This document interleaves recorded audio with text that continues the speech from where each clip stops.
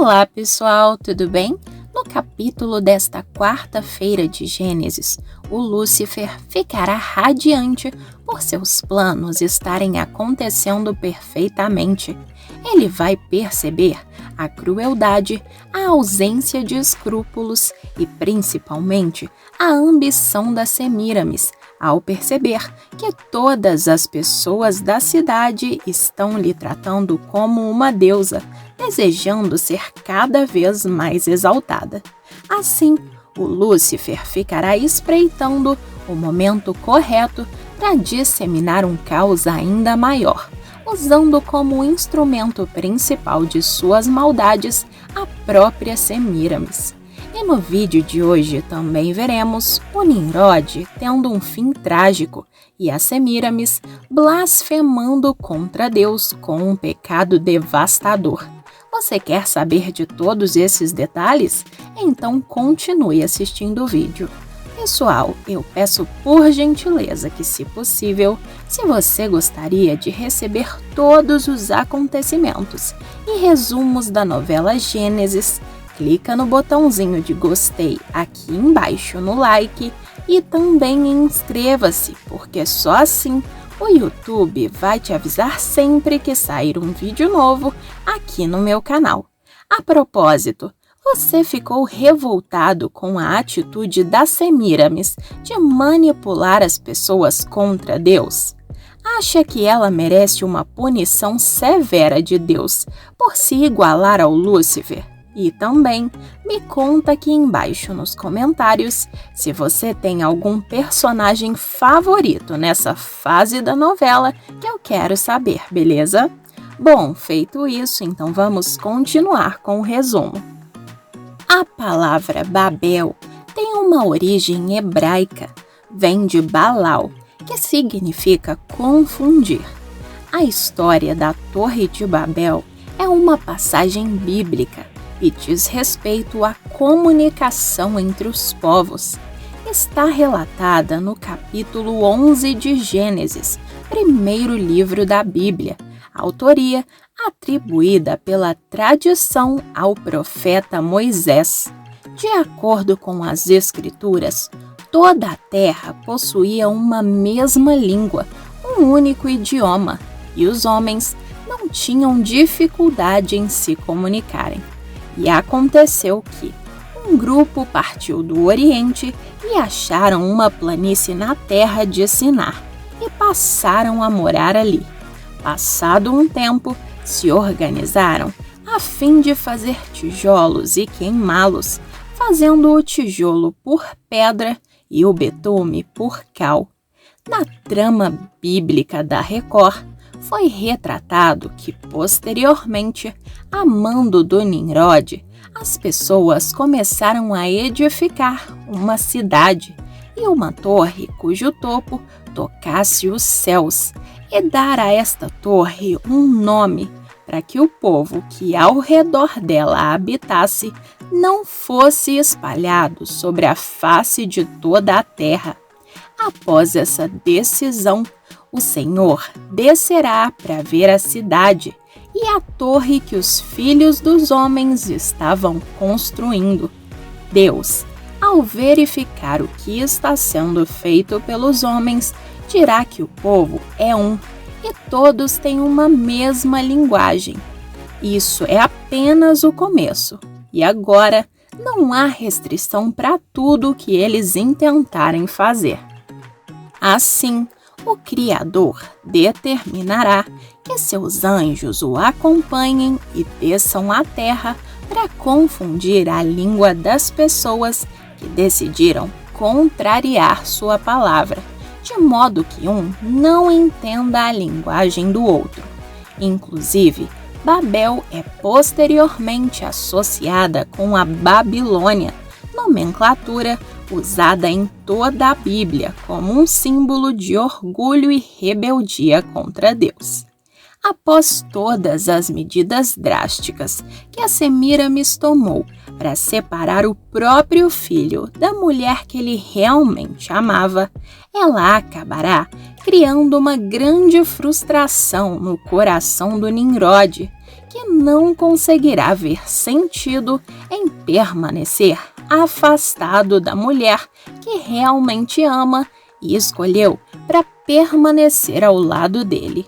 Diante de tamanha frustração e sem poder se vingar da pessoa que foi responsável por impedir a plenitude de um sentimento que acabou florescendo no coração de ambos, por se tratar de sua própria mãe, o Nimrod decidirá focar apenas em suas batalhas como um guerreiro, mas dessa vez sem se importar em se defender ou até mesmo vencer, já que a vida vai parar de fazer sentido para ele.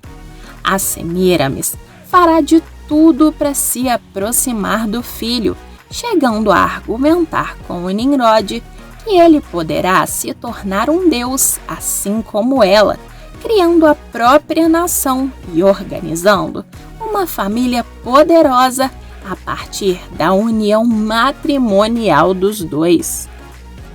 Porém, o Nimrod estará tão decepcionado por ter perdido o amor de sua vida que apenas vai ignorar completamente a atitude da mãe, sem força sequer para confrontá-la ou discutir sobre o quanto está ferido e magoado. O Nimrod irá para o combate com os pensamentos apenas na liba, além de estar sem qualquer perspectiva a partir de agora, ainda mais por ter percebido que a Semíramis é capaz de fazer absolutamente qualquer coisa para conseguir o que realmente quer e pretende. Vale lembrar que a Semíramis é o provável nome grego de Samur-Ramate, a rainha da Assíria, fundadora de várias cidades, inclusive a Babilônia, e que teve relações incestuosas com seu filho. Esse relato, com diferentes detalhes, foi contado por vários historiadores da Antiguidade Clássica e por autores cristãos, relacionando-a a Nimrod, Gênesis e a construção de Babel. Seu nome mesmo não aparece na Bíblia, mas essa recorrente versão dela como fundadora de cidades, esposa traída, rejeitada e o amor edipiano por seu filho inspirou a versão que aparece na novela, ou seja, é uma história real baseada em documentos que vão desde 700 a.C. ao século 14 depois de Cristo. Foi por causa do orgulho dos homens que empreenderam a construção da famosa torre que Deus lhes confundiu a linguagem, fazendo com que não se entendessem pelos diferentes idiomas que falavam. Incapazes de se comunicar e entrar em consenso, os homens se dispersaram em todas as direções.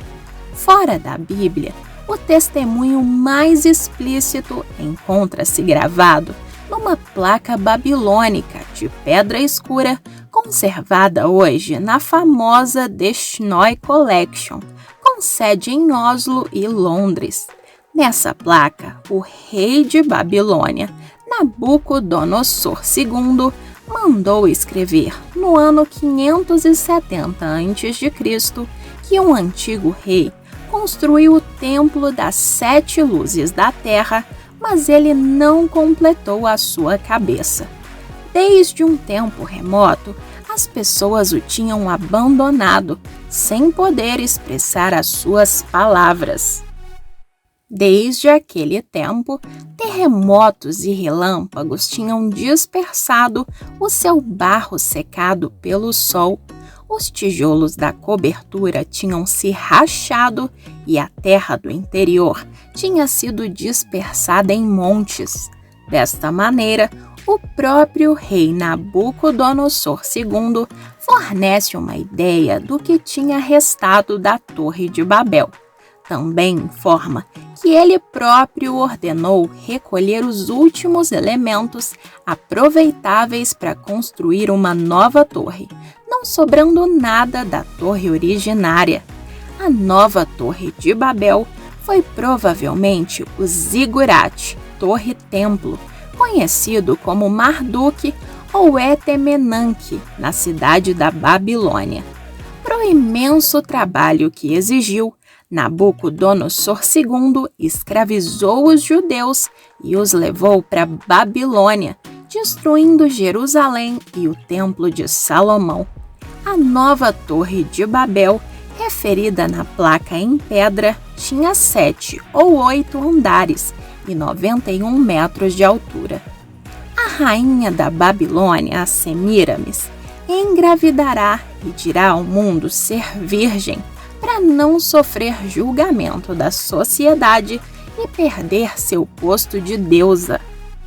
Mesmo já tendo gerado o Nimrod, ela dirá que o fato de ser virgem se deu justamente por ser a deusa da lua, assim como seu filho significa o deus do sol. Pouco tempo depois dessa profanidade, o dia começará a virar noite e o chão tremerá. Todos vão se desesperar, acreditando que o fim novamente está próximo.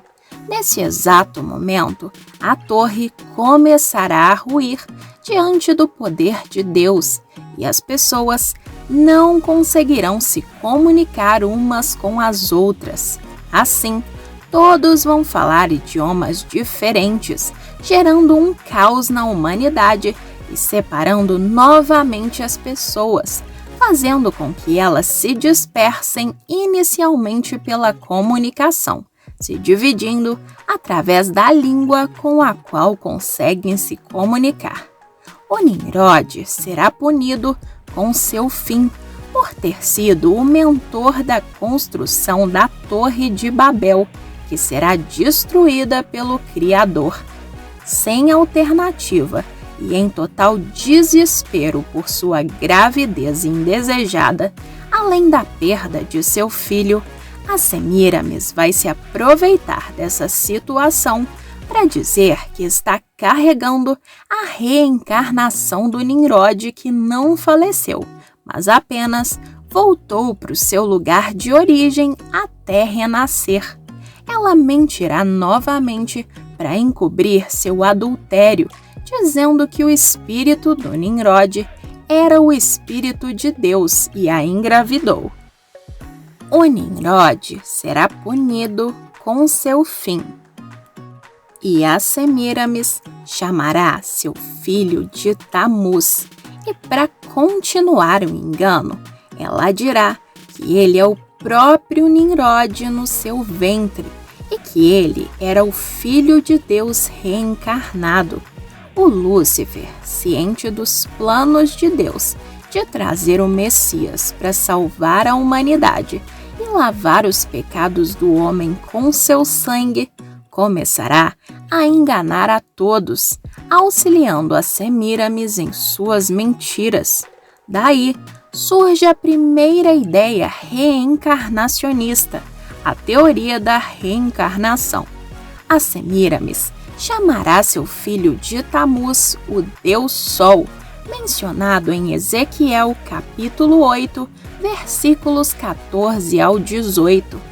Em cada religião e culturas do mundo, eles assumirão nomes diferentes. Por gerações neste culto idólatra, em Israel, Semíramis é Astarote e Tamuz é Baal, deuses adorados por Jezabel. Por meio de suas artimanhas e de sua astúcia, a Semíramis converteu-se na rainha dos céus dos babilônicos, e o Nimrod, fundador da Torre de Babel e que era neto de Noé, converteu-se no divino Filho do céu. Para os assírios, ela é Semíramis e Nimrod é Tamuz. Para os hebreus, ela é Astarote e o Nimrod é Baal. Para os egípcios, ela é Ísis e Nimrod é Osíris ou Horus. Para muitos, a árvore de Natal é um símbolo pagão de bruxaria. A Bíblia inicia falando em árvore e termina falando em árvore. Essa prática religiosa de se levar um pinheiro para dentro da casa e enfeitá-lo já era acompanhada nessa mesma época pela troca de presentes, porque as mulheres sacerdotisas e amigas das Semíramis jejuaram e choraram durante 40 dias e 40 noites aos pés daquele pinheiro. E no final desse período, elas agradeciam umas às outras, fazendo trocas de presentes que eram depositados aos pés desse pinheiro. É daí que também surge o hábito de se trocar presentes no Natal. A Semíramis ordenou que as árvores fossem decoradas com bolinhas que representassem o sol. Certa vez, o então já garoto Tamuz, Deus Sol, diz a lenda que seu corpo ficou em pedaços que foram enviados para diferentes partes. Então, sua mãe ordenou uma busca pelos pedaços para recompor o corpo do filho. E naquele tronco podre, onde o garoto caiu sem vida, ela inventou outra história, dizendo que nasceu um pinheiro e esse pinheiro passou a ser a própria referência simbólica do renascimento de Tamuz no mundo. Essa busca demorou 40 dias, ao final dos quais ela se coloca sobre o corpo do morto e o faz ressuscitar. Então, mais tarde foi instituído o uso do pinheiro na comemoração do nascimento de Tamuz, o qual era um símbolo de ressurreição. E em toda a data de aniversário de Tamuz, no dia 25 de dezembro, era como pegar um pinheiro e levar para dentro de suas casas e enfeitá-lo, como símbolo do renascimento de Tamuz. Uma prática que até hoje se traduz na árvore de Natal. Disse que os adoradores do Deus Sol ofereciam sacrifícios humanos, os corpos de pessoas que não estavam em harmonia com sua religião, sofrendo o mesmo fim que Tamuz, com suas cabeças penduradas no pinheiro da festa em honra ao Tamuz. Essa árvore está descrita no livro de Isaías 44, do versículo 12 ao 19. Ela representa o deus Tamuz ou Baco, o deus do vinho, que foi instituído Deus quando Noé plantou uma vinha e se embriagou. O filho das Semíramis mandava que as sacerdotisas chorassem 40 dias aos pés dessa árvore e depois as enfeitava, pois tinha uma festa chamada de Bacanal em honra a Baco no dia 25 de dezembro. A árvore de Natal enfeitada é cultuada pelos adoradores de Nimrod, simboliza os obeliscos em reverência a Tamuz, o filho de Nimrod. Na hora da dor, somos seres vulneráveis a todo tipo de sugestão, principalmente aquelas que não prestam. E é nessa fraqueza que os pensamentos negativos mais proliferam, como foi o caso de Semíramis. Antes do Lúcifer plantar o mal no coração da mãe, ele reconheceu o quanto ela sofria injustamente, alisando seu ego.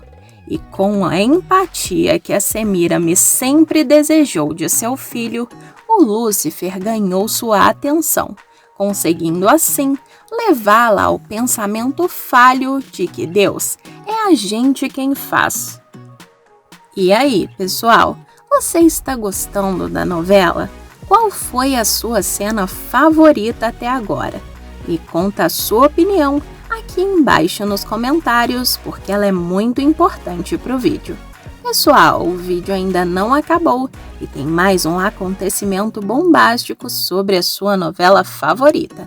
Basta clicar no joinha aqui embaixo e também clicar nesse vídeo que está aparecendo aí. Na sua tela, estou te esperando!